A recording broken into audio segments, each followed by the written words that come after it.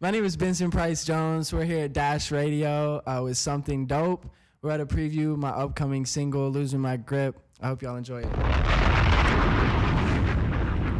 Woo! All right, everybody. Tonight we got something dope. We got Bensen Price Jones in the house here at Dash Radio as part of the first ever Something Dope for the People interview. So we got our guy Jeremy Hecht here, Hip Hop DX in the house, Winnipeg in the house. Come on, listen, we had to do a special. We had to make this the first interview because of the journey that you've been on with Something Dope and the music itself. I mean, the song. Which at this point will either be dropping soon or if they're watching it later, it's already out. Really kind of stole all of our hearts at Something Dope, and we all really truly believe in it. But before we get to the song, before we get to where we're at right now, let's take them back real quick. So North Carolina, you said you grew up around pickles. Yes, you sir. grew up around nothingness, but when did the first spark of your music dream begin for you? Yeah, so like he said, I grew up in a small town in North Carolina. There wasn't much to do other than play basketball and play music, low key. So when I was like 6 or 7, I begged my mom to let me take piano lessons because that's what my older siblings were doing, and I wanted to be like them. So I begged her so much, she finally let me. And then after like 2 months, I was like, I don't like practicing.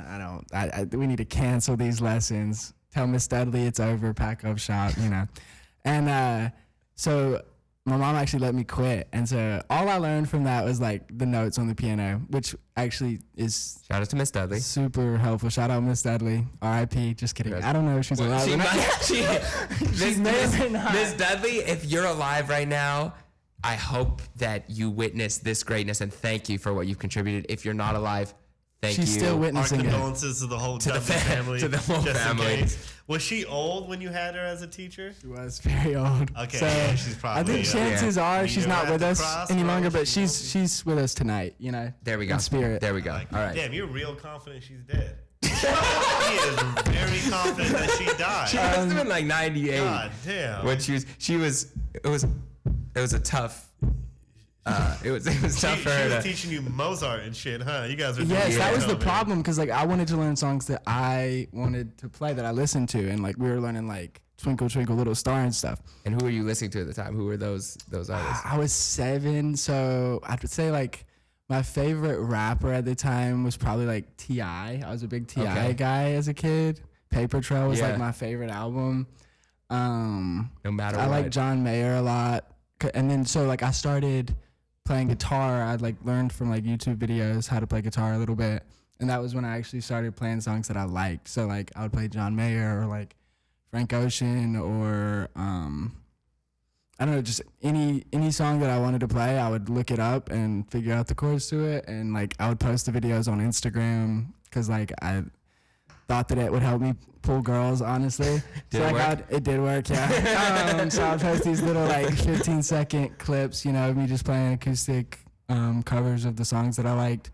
And I just kept on doing that all through like middle school and high school. When did you write your first original piece of music? Yeah, so I had tried to write songs for a very long time. I would sit down at the piano and try to come up with something. I would come up with like a verse or a chorus, but I could never like figure out how to make the sections of a song like flow into each other. And it was honestly the most frustrating thing because I have an older brother that's 10 years older than me, and he's like a prolific songwriter. Like his pen game, so strong. So like I would see him and he'd be writing these amazing songs, and it would be so frustrating that I just like couldn't get these ideas out.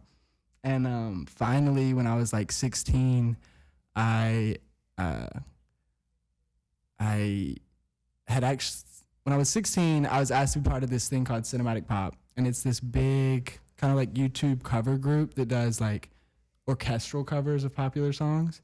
And so I was asked to do that, and because I was asked to do that, I ended up going to do my last year of high school in Arizona with my brother. So I lived in an apartment with my brother for my last year of high school. And that was where I wrote my first song. I don't know if it had something to do with like being away from my parents or like the emotion of just like feeling like my own person. Yeah, but like that was when finally that block was lifted, and it was like, oh wow, like I can write a full song. And so I wrote my first song when I was like 16 or 17, and then What was the first song? Like, would you remember what it was about? Like, yeah. Did you release it? Yeah, we did. We didn't actually release it, but we did do a version of it with the orchestra. So like this like 60-piece orchestra and choir did a version of my song. It was like, how did it go? It's like, oh, please don't wake me now. Please don't wake me now. I call your name. I call your name out. I'm stuck somewhere in between reality and dream. Like, hey, okay. Yeah, you could see the songwriting structure and the melody. Was there. So we just would do these demos of just me and a piano with stuff like that, and it was like very basic and simple, but just like getting the ideas out. And then finally, at the beginning, or I guess it was the summer of when did COVID start? 2020? Yeah. So it was the summer of 2019. This guy that I grew up with in North Carolina and like went to church with and stuff, he was a little bit older than me, but he's like a really talented producer, and he had started releasing some singles and like self-produced. And so I just reached out to him about this song Golden that I had made a demo of on Logic, and sent him the stems, and I was like, if you hear any drums to this, like I'd love to get your take on it. And he sent me back a new demo, and it was like not like way more than just the drums, you know, like he had taken the song to a whole nother level. And since then, me and him have just gone back and forth creating these songs, and we've probably made like 20 tracks together, you know, like, and just like created this really good work relationship and friendship. And his name is With the Strangers. So any artists that want to like find a producer to try to like get your demos from like just you and a guitar, you and a piano, like reach out to my guy. It's at With the Strangers on Instagram. He's the best. All right. So when did you make the decision to go from North Carolina to LA? Yeah. So like I said, when I was 17, I moved from North Carolina to Arizona to live with my brother, and I did my last year of high school there. A big reason of that, like I was super focused on basketball in high school. I really wanted to play college basketball. And right before, the timeline's kind of weird, but I did a show with the Cinematic Pop group, and then I went home to North Carolina for a little bit. And then after a few months, then I was able to move out there to live with my brother. And I had this assistant coach that like low-key like sat me down and like said the realest shit anybody's ever said to me. He's like, you're like so, like he was like, you're so naturally talented at music, and like it's clearly like comes so easy to me. And like he was like with basketball, like he was like I'd gotten decent at basketball, like I could play, but like he was like, I see like how much effort you have to put in to like get where everybody else is already at type thing, you know? Yeah. And it was just like, dude, like God has given you this ability, like you got to go chase it. And it was like, damn, like that's real, you know what I mean? Yeah. And I took his advice, and I went and lived with my brother and like really focused on music. I started doing like coffee house shows. Like I said, I started writing music, and then everything just came together, you know. What did your brother say? Because I feel like he was a big inspiration. Like, was he encouraging you and telling you you had something there? Yeah, so like my brother's like my biggest inspiration. He's so talented, and he released an EP under the name Red Hill. So you guys should go check that out. It's super dope. It's like alternative rock, like with strings incorporated. It's super dope. But like I said, he's a super good lyricist, super great songwriter. And when I first got to Arizona, I was kind of trying to do my own thing and like figure out my way of like how I wanted to like what my sound was gonna be. And like I said, I was doing covers. I was writing songs, but like I said, they were very like simple acoustic demo type tracks. And me and my brother started working on this project called Carolina Shine, which is like a folk duo with us. So like we have like an EP. It's not out, but we recorded a whole EP in New York with this guy named Jerry Barnes, who's like a pretty successful producer and like honestly like one of the world's best bassists in the world. He plays with the band Chic. They do like Freak Out, you know. Like yeah. He goes on tour with them and plays, but he tours with Chic. Yeah. Like he plays with like Now's Rogers and them? Yes. So okay, like, I'm about to say, is the bassist we're talking about Niles Rogers? no, Niall plays the guitar. I went and saw them live, and it was super sick. But no, Almost had a heart attack. Okay. Yeah, Jerry plays the bass for Chic. But how did he like? he's from North Carolina too. He's from the same small little town, and like my dad had sent my stuff to one of his friends from high school and who lived in New York, and he was friends with Jerry, and he sent him the stuff, and it just came together. But yeah, so we had like this whole folk project, and like I said, I was trying to figure out my sound, and hopefully that stuff will still get released someday. But like the way that I feel about it right now is like that type of music I can release 20 years from now, and it will feel like authentic and not like. It'll be your John Mayer when he did that country album. Exactly. It'll probably sound better when you're old. Yeah. It'll fit the vibe. Exactly. It wouldn't even fit you right now. Like Benson. I couldn't even do the music like 20 years from now. I could never like sing the songs that I sing right now, and it wouldn't like come off corny. Yeah. You know what I mean? So it's like I've just gotta like feel like I've found my sound, and I want to just like focus on this lane for right now. But my brother's a huge inspiration to me. We still write together a ton. We talk like multiple times a week. He's the most supportive and best brother I could ask for. So super thankful for him. What was the name again? Red Hill? Yeah, Red Hill is his artist project, Shout and you out can to Red find Hill. him on Instagram at _Spencer Jones Music. Benson and Spencer. Benson and Spencer. So you're in LA.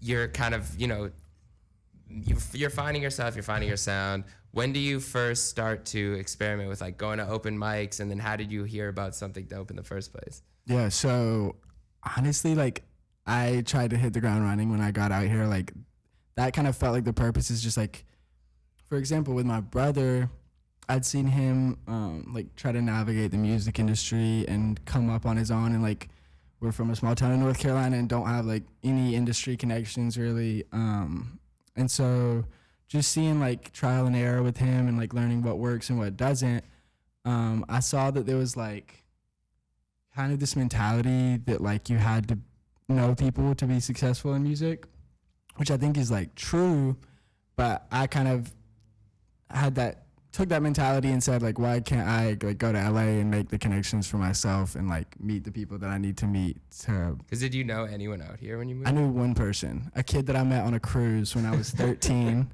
And like low-key, he's been like a guardian angel. Shout out Will. Like this dude, I met him on a cruise when I was 13. We stayed in touch through like Instagram and stuff. He was always super supportive of my music. I brought my guitar on the cruise and was like singing to girls and stuff like, on the cruise ship. Yeah. So like he always was supportive of my music.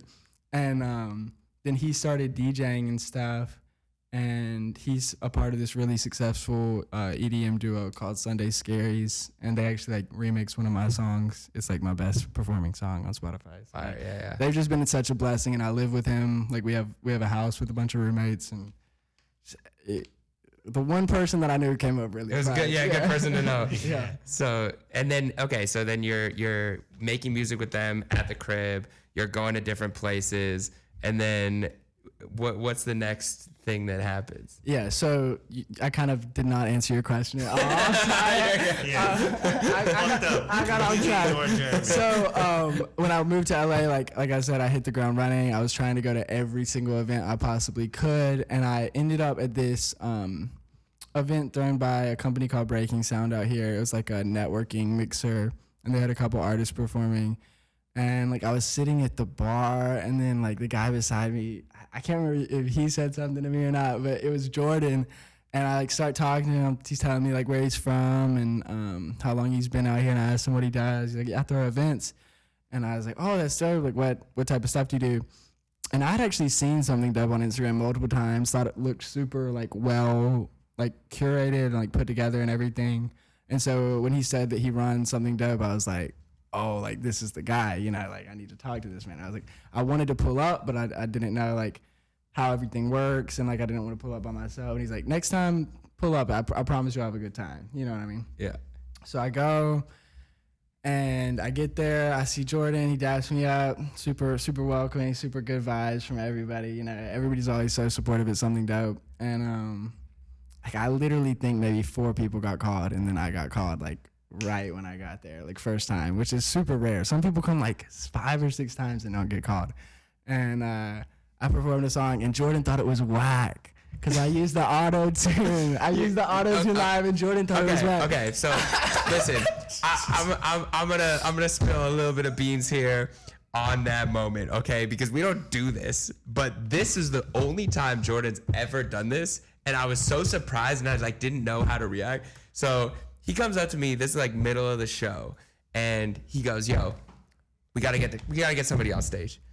And I'm like, all right, cool. And usually, like, you know, I'm thinking like, okay, like maybe it's like a big artist. I didn't know what to expect, but he's like, I met this guy. I got a feeling about him. That's what he said. He's like, I got a feeling about him. I met him at an event. We got to get him on stage. I'm like, all right, okay. So you get on stage and you have the auto-tune box, right? You're using the auto-tune, and I don't necessarily remember or not remember the performance. I'm not saying it was good or bad. It's just, to me, memorably, I don't have too much of a vision, but I do remember going afterwards and Jordan going, well, you can't be right all the time. That is actually gold. But here's the thing. Here's how powerful this thing is, and how powerful your music is that a couple weeks later, I believe, we did the Peppermint Club show, right? Mm-hmm. And you pulled up, and first of all, I guess, okay, what made you want to come back to another event, and like, how was the experience once you got on stage? That was our side of it, but yeah. So I was super nervous. It was cool. I felt like I got a good response from the crowd. They liked the auto tune because I feel like it was did different separate too. me Yeah. apart. And like the next time I came, it was like everybody remembered me who I was. Yeah, the auto tune guy. Yeah. You're the auto tune guy. You know what I mean? I'm like, yeah. And it was a good song. And I actually did like the fact that you brought it, because it was like, oh, you're serious about making the song sound a certain way on stage. Like, a lot of people would just not do that, and they'd have it play in the background. I appreciate that. And to Jordan's point, like this auto tune box that I have, it's like $150, and like we're working with the best we got, but it probably should be a better setup if we're gonna run the auto tune live. But yeah, it was a super dope experience. Everybody super positive. Crowd reactions are awesome as always. Like, they show love regardless. So like, if you're an artist and you're, no matter like what level you're at, like pull up, play your song, you're gonna get love, and it's gonna be a good vibe. The crazy thing is, so you came back. It was like a couple weeks later. We had our biggest show yet. Peppermint Club sold out, iconic LA venue, and there was a lot of people there. And your name got called. And I remember this moment very clearly, because he was on stage, and you had the auto tune box again. And usually we have like a sound tech that we're able to talk to pretty easily, but at Peppermint Club, it was up top and it was really hard to see, and like you'd have to be in the mic communicating, so I didn't want to do it too often. So people would make requests, but I wasn't like trying to do it too much. But I let, Benson was talking to the crowd, and he's like, can you set up my auto-tune box? And I was like, sure. So I was like, hey, we need to set up the auto-tune box. And we were on such a tight timeline because we had like only a couple hours there. So it was towards the end of the night, and like I'm trying to like get this set up. And I remember like he's like, yo, like, and I remember I looked at him and I was like, bro, the universe does not want you to use this tonight. And it was a clear moment of like the technology just was not working there. And you performed without the auto-tune, and it was the only moment that night, besides Fresco Trey, who was our special guest later, where the whole crowd had their cell phone lighters up for you. And I have a picture. We'll show the video over top. It was special. But walk me through what you were feeling like on that stage, looking out at a crowd full of hundreds of people with their cell phone lighters up, singing without the crutch that you had thought you would have. So it was unpredictable. Like, how did that moment feel? Yeah, I remember. So what happened is there was a wireless mic, and I think that's what we were running the thing through. And so like there was no way for us to plug the mic into the box, and I kind of thought that because I had been watching from the crowd, and like I saw that it was a wireless mic. I'm like, I don't know how that's gonna work, but I was hoping we could figure something out. And then, like you said, the moment came. Like, we're trying to figure it out. It's clear that like we're not gonna be able to get it running in time. So like, Jordan turns to me, he's like, you're gonna have to do it without the box. and I was nervous, but like I said, like I grew up playing like more like acoustic style music. Like I performed without the auto tune before, but like I wanted it there obviously, and like that was what I had prepared. And so the auto-tune box was no longer a play, and we put it off to the side, and then the song started, and I really think like this was just like the perfect song to not have the auto-tune on, honestly, because like there was the chorus of it is like, you give me nostalgia, and then I have this call and response thing that I like to do with the crowd where it's like, you give me nostalgia, and then they say ultra back to me. And I just don't think they would have been quite as engaged with the performance if I would have had the auto-tune on for some reason. And I think it just like happened the exact way it should happen, as the universe always does. But that's a Frank reference, right? Yeah. Nostalgia ultra for sure. Shout out Frank. Shout out Frank, the GOAT. But yeah, it was surreal, and like he said, like the flashes were out waving side to side. They were singing it back to me. It was like top 3 moment in my life, honestly. What are the other 2? My birth and You can't put your birth up there, man. my birth and my death. Your birth and the day he lost his piano teacher. And then, R.I.P. Miss Dudley. So, okay. He's probably alive, Yo, too. yeah, she's watching this like, she's about to like find your phone number, look through the yellow books. But wait, that was something I want to highlight, how he said that moment at Something Dope for the people. That was really one of your like highlights of your life. Yeah, it was fire. That's fucking amazing. That's crazy to even be somewhat a part of it. And it's crazy because it kept growing, and the moment kept, becoming, something with a life of its own. Because after that, so we had this event that we run where it's called Pass the Aux. So we invite a lot of people into a room together. We sometimes bring industry people there, and we allow them to hear music and basically just get feedback in the studio. We've had, Pooh Bear's manager there. We've had Young Thug's engineer. But this particular event, we were actually on the rooftop, and it was kind of giving artists the chance to play experimental songs that they're working on. So like drafts, basically, and hear other artists' opinions. And I remember you played this song, and it wasn't finished by any means. It was like a skeleton at that point, yeah, right? I had produced that demo like fully without anybody else touching it. Yeah. It was very rough. But I remember hearing it, and speaking of Frank, I remember thinking, oh, this feels very much like one of those, like in between, maybe it was after Blonde, he had a couple like Provider and like Biking. It felt very Frank Ocean like, and I was like, this is a very, very good song. I don't know what, and Jordan and I were talking about it after, but like, that was really, really good. We'd love to see where it goes. And then I don't remember, when was the next time we heard, was it a performance? I think it was a performance. Yeah, so what happened after that? Yeah, so I remember that night at the Pass the Aux, you guys were like very complimentary of the song. And that was like a really big moment for me, because that was the first time I think I'd ever shown like a group of people a demo that I produced without like any other producer involved. So like playing the song, I was super nervous because like I said, it was just like a skeleton of the song. But they received it super well and like saw the vision for it and saw the potential. And Jeremy was like, I think like this has the potential to like not be a big song in the sense of a hit. I don't think he said that, but he said like where the production can go, like can like take this to a whole nother level of like sonic wise and like taking you to another place.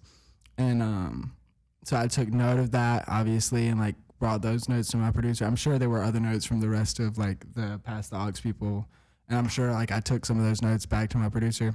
And then we went back and forth on the demo a ton. Like I think there was 13 demos of it just between me and him.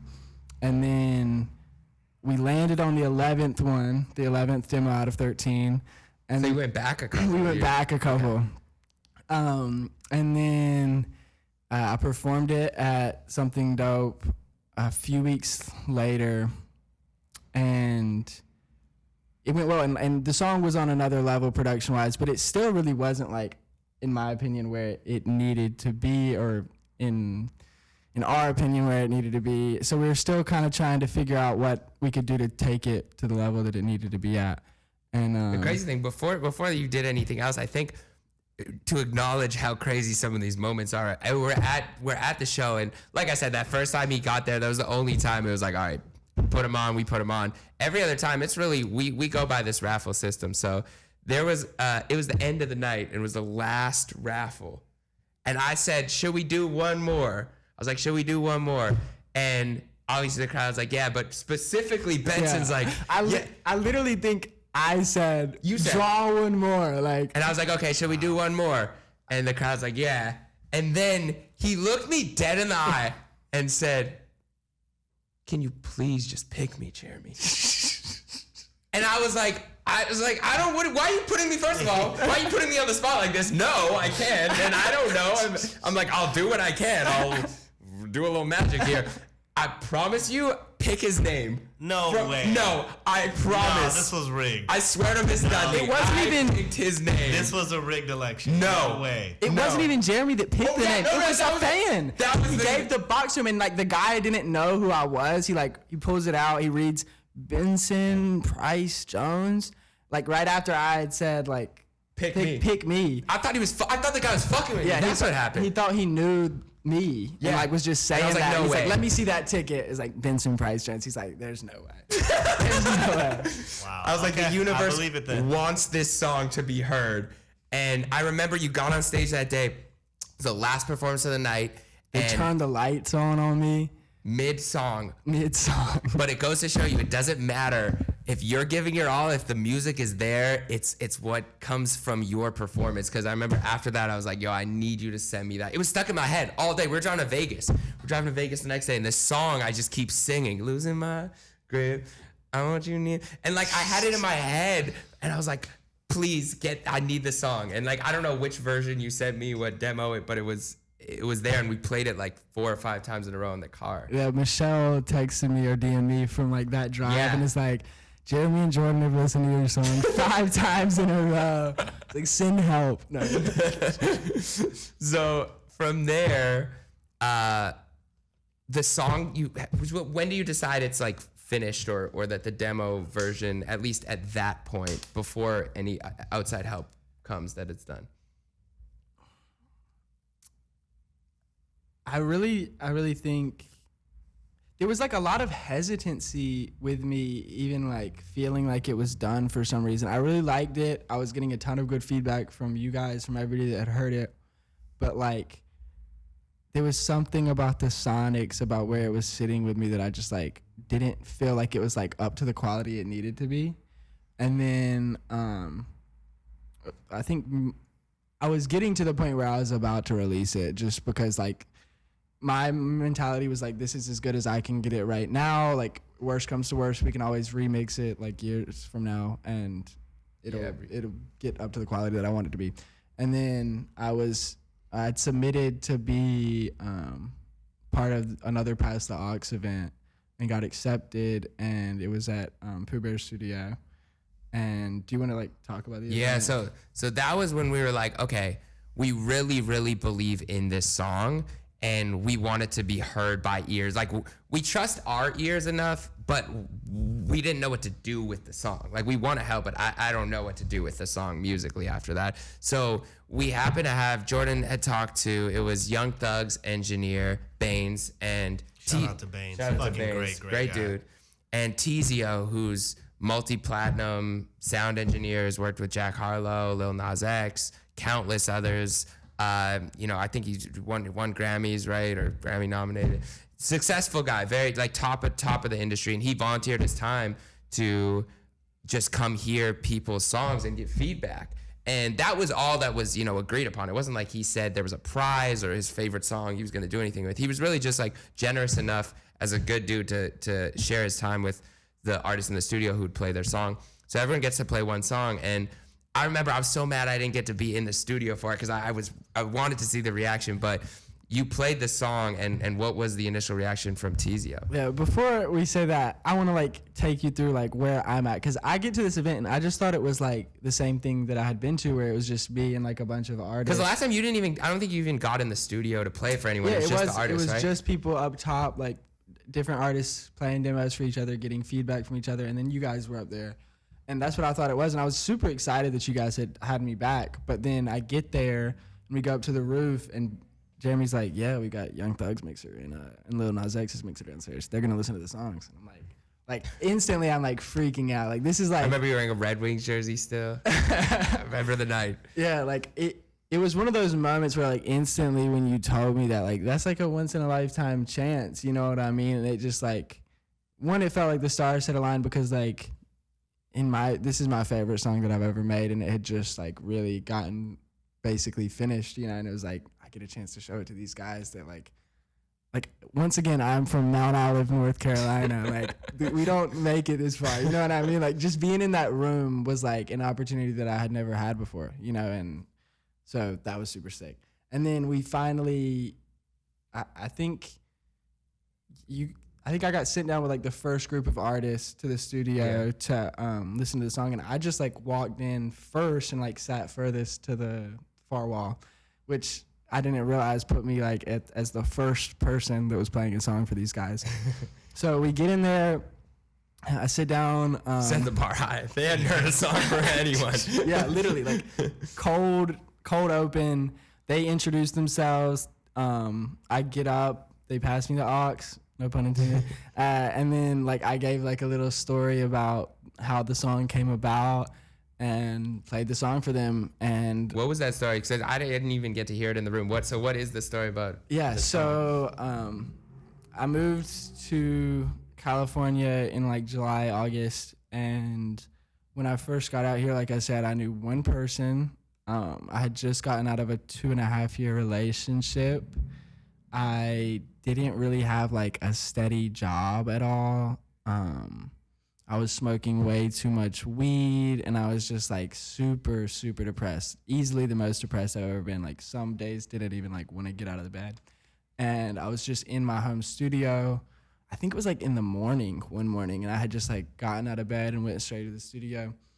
And I started making this beat, and I just like started with this bass line. It was like da da da da da da. And then like I layered the synths and stuff with it, and that was all I had. I think it was like a 4 synth part with the bass. And then like I had put in some like really simple just drums to like keep a beat, basically. Like the boom, boom, boom. And I just started freestyling over it, and I had done like a couple of takes, and I still have all these takes. And like the first take was like honestly like kind of like almost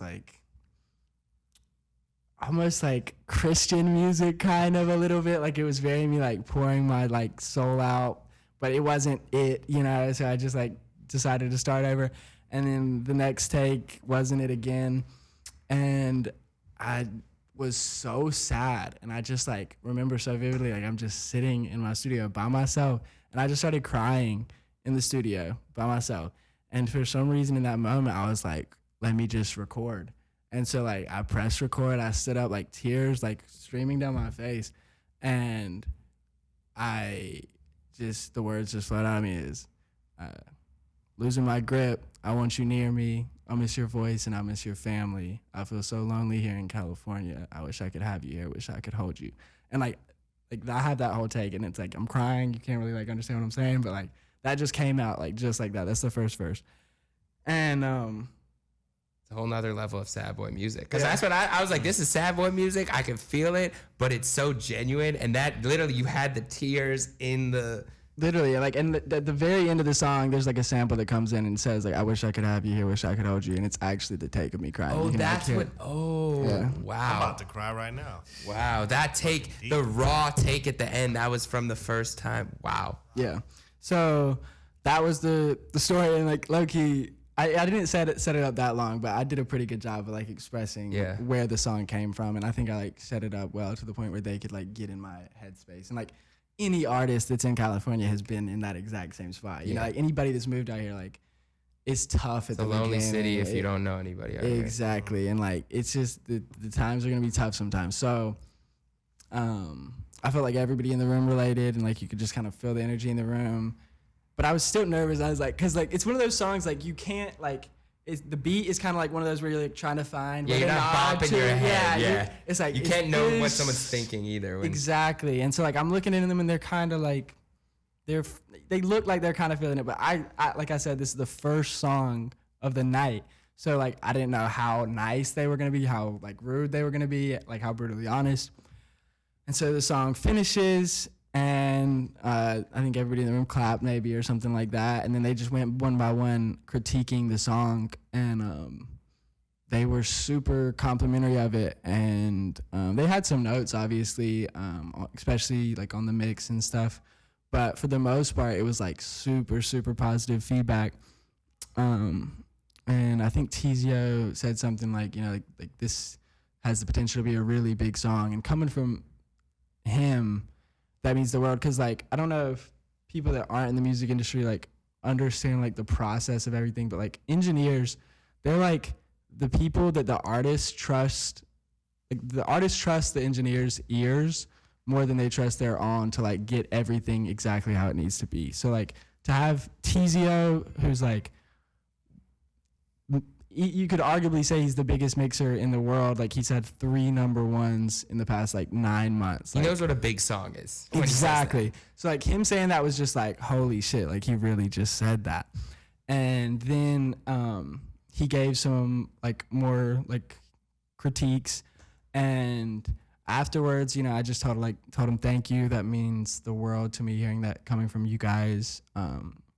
If there's any way that I could get the session in front of you guys and get it to where it needs to be, that would be amazing, or something like that. You know, just throwing it out there. Yeah. And Tizio under his breath is like, shit, I might. And I was just like, did he like really just say that? You know what I mean? Like, and kind of everybody in the room was just like, you know, and then proceeded to like that was the end of my thing, and they proceeded to go through like 8 other artists, you know, and like everybody, they were complimentary of everybody, and there were some really cool songs in there, but like it really felt like that like reaction was like just that was the one that night. Yeah, that was the one that night. And yeah, so I was like, expectations I try to like keep in check, because like people say things sometimes in the heat of the moment and like they get busy or whatever. So like I didn't want to get my hopes up and think like he's gonna mix the song. And before you even get to, I think that's such a notable thing of like the closed mouth is never fed. Like anyone hearing that, take note of the fact that you just had the guts to ask. Because even if he wanted to, he just might not have offered, but the fact that he's like, oh, this person's serious, and because you asked and he believed in the song enough, like that's already in his mind enough that if you never said that, well, we don't know what happens. Facts. But you did, so continue. Yeah, so that's a great point. So the night ends, they leave, and I'm talking to Jordan about it, and Jordan's like, bro, like, you hear it? Like, he said he wanted to mix it. And I'm like, yeah, he kind of said he wanted to mix it. I'm like, I don't know what exactly that means, but like, we exchanged Instagrams, and I reached out to them afterwards and just told them like, thank you so much. Your words of encouragement meant the world. And then I think I brought it back up one more time, you know, like, if there's any way that I can get this song in front of you, like I'd love to see what you're hearing on it, you know? And Tizio hit me back, and he said something like, yeah, man, it was a dope track. One second, I gotta pull up the message. Cause like, the way that it happened was super funny. Like, this is like a real like LA dream story. Yeah, I'm coming to the next Passock. Yeah. I'm playing all my records. I'm unloading 2 EPs. Bringing Tizio, fucking Pooh Bear, Baines. Yeah, so I hit him up. I said, thank you for your words of encouragement tonight, my man. It's not every day you get to hear critiques from someone with a resume like yours. Definitely a moment I won't forget. He said, my guy, anytime. Was def a pleasure hearing your music. Shit's fire. So much love, bro. I'd love to get it where it needs to be to do the numbers some of your tracks have done. Let me know what I need to do to get the session in front of you. And he never responded, right? And so, like I said, like this song is, in my eyes at the time, finished. I'm planning on releasing it. I haven't released a single by myself since August of last year. So like I've been kind of like pushing this back already. And so he leaves me on scene, or I think he left me on delivered. He didn't even open it. But he was nominated for a Grammy the following week. And a couple other things going on. Super busy with all of that stuff. He was like one of like the he was like the face of like auto-tune for the Yeah, he was. You know He had what I like mean? a campaign with them. Yeah, him and Baines were like all over the place at like every single function, you know. So I just decided like I wasn't gonna like try to bother him. I was like liking his stories. As someone who's been in these positions too, like getting the contact or getting some like early recognition from artists or people in the industry, and you're trying to connect, the amount of stuff that you overthink with these messages is crazy. You're sending like, were you sending this to your friends? Like, how should I word this? Like, should I respond now? Should I send another one? Like, literally, because like you never know like how, I mean, like you could say one text wrong and it could it could just rub somebody the wrong way and they're just like, oh, this guy seems entitled. Like, no, I'm not mixing his song. You know what I mean? Like, and so I just really didn't want to bother him. I'm just like liking stories from a distance. You know what I mean? Yeah. And trying to keep my name in his brain. And then he posted something about like some like meme. It was like some corny shit. It was like talking about how he would like leave like at any given moment, like he needs to go like finish a mix for his client or like do another revision or something like that. And it was like a meme about it. And I just swiped over the crying laughing face. I swipe it with a crying laughing face. And all he says back is, send me the song stems. Whoa, that's with his email. Yeah. And then so I send him, and so once again, I send the stems. I had to get my producer to like export the stems and everything and put them in a folder. And then I send them. And then after I send them, it kind of goes for a little bit again. And I decided that I wanted to check the stems to see if everything was right because I hadn't done that for some reason because I was stupid. And so I load them into Logic and there was a couple things missing. So I hit him up again and send him like the updated folder. And I also emailed him also, which he didn't respond to that either. But I emailed him too. I did both.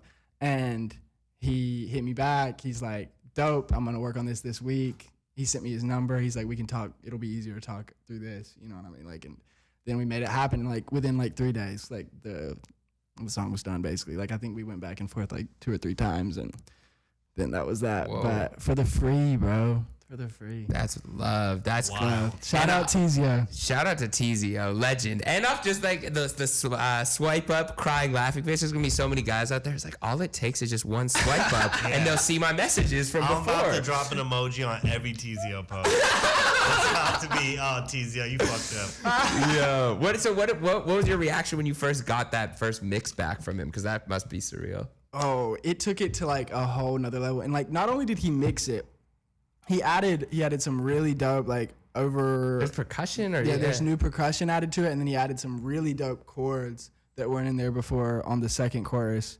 But yeah, it was just like instantly like, damn, like this is a whole nother level. You know what I mean? Like, and like instantly like Industry Baby is like low key like the best mix song of all time. Like the horns. Yeah, you know the horns are crazy. And like I like had like obviously y'all said he was Lil Nas X's engineer, and I was like, Industry Baby, like instantly. That's the like the horns in that song are just like so well mixed.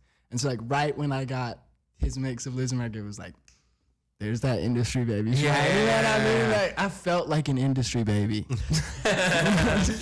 Well, listen, the song "Losing My Grip," it's an amazing song, and we're gonna be premiering it on Dash Radio, Something Dope Show. Yeah. And April 28th. April 28th it comes out, and I'm just super excited for the world to experience this, for your art to be in the ether, and for all of the things that needed to happen for that record to be what it is, to have happened exactly as planned. So facts. It's a crazy journey. And like, before we get off here, I just want to say shout out to Jeremy, shout out to Jordan, shout out to all of the Something Dope family. Like, y'all have shown so much love. I don't know, like, I honestly, if like things hadn't gone exactly the way that they did, like I probably wouldn't still be in California. So like, it's just so beautiful seeing the way that everything played out, and like how the universe is like conspiring for your victories. You know, like if you just put faith in the universe and like chase what your like internal compass tells you to do, things just work out, and it's crazy. Like, and they just do work out, even when they don't feel like they're gonna work out. Like, something will happen and then they will work out. It's crazy. So shout out to the universe. It's beautiful. Shout out to Something Dope. Ooh, California would have lost another fucking resident. Facts. God damn. Mass exodus. Newsom, send us a check. No, but I want to ask you, could you give some, like, why should an up and coming artist, not just Something Dope, but definitely to Something Dope, why should an up and coming artist who is stuck or is kind of in a rut, why would you say that they should come to Something Dope? There's a million reasons. Like, the better way to put it is like, if you're an artist and you're making music and trying to like be successful at it, like why are you not at something like Something Dope or at Something Dope? Like, one, you get to practice performing on like a real stage in front of real fans with a good sound system. You get to make content on stage with like a dope ass backdrop and like people actually like with cameras out and stuff. You can post that on your socials. Like you meet so many different artists and producers. Everybody's trying to network. Everybody's trying to like meet new people. Everybody's supportive. Once you meet these people, then they go on social media and support you after that. You know, like they're not just gonna follow you and just go ghost. Like it's like all love is something dope, and there's no reason you shouldn't be there if you're like trying to make it happen, you know. Absolutely. That was the exact answer.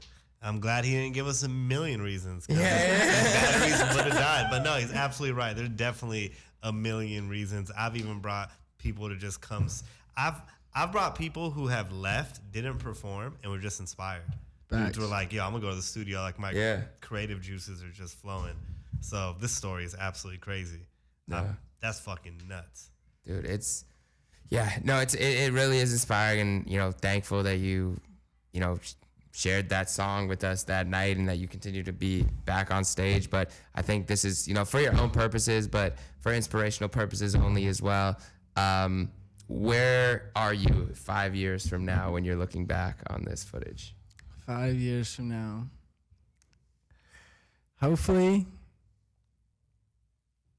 I'll have a Grammy. That's goal number one, I think. Hopefully, I'll own a home. Okay. That's what I want to throw the advance check at. I want to probably be signed, I would hope, if all things work out. Married, 3 kids. No, We jumped up real quick. Yeah, I started doing math. I'm like, you better know her right now. better get to work tonight. Otherwise, it's a little, Tonight. Yeah. But for real, I just hope things continue to go the way they're going, because it's been beautiful to watch. Like, hindsight is 2020. It's been beautiful to look back on the journey and see, like you said, how everything had to happen the way that it did happen for like me to be right here, right now, you know. Well, the present is beautiful, and we appreciate you sharing your time. That was crisp. And that was very crisp. That was wild. That was dope. Bensen Price Jones, something dope for the people, Dash Radio. Shout out Dash.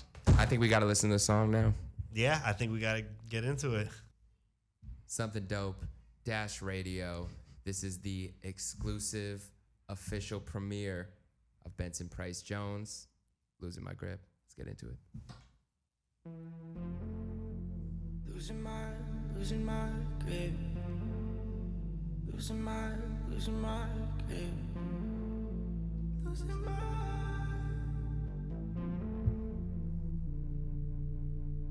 Losing my grip. I want you near me. I miss your voice and I miss your family. I feel so lonely here in California. I wish I could have you here, wish I could hold you. Keep trying to tell myself that I don't miss you. Can't reach for you, so I reach for the tissues. Darling, I still think we could fix the issues. It's no use living if I can't live with you. It's been 6 weeks since the last time we texted. You seem at peace and that's what's got me stressing. Deep down I know you could do so much better. You're on my mind, my pictures in your dresser. Wonder what you would say to that. If I drop my pride, if I drop my ego, would that make you take me back? Cause I'm feeling low, I'm feeling blue, I'm feeling down. Writing these words, I can't lie, I break down. Losing my grip. Losing my grip.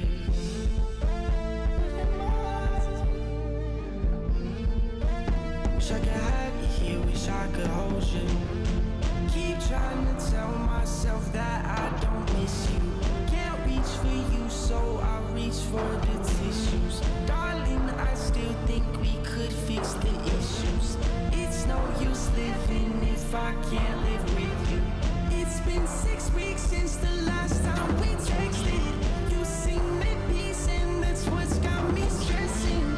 Deep down I know you could do so much better. You're on my mind, my pictures in your dresser. Losing my grip. Losing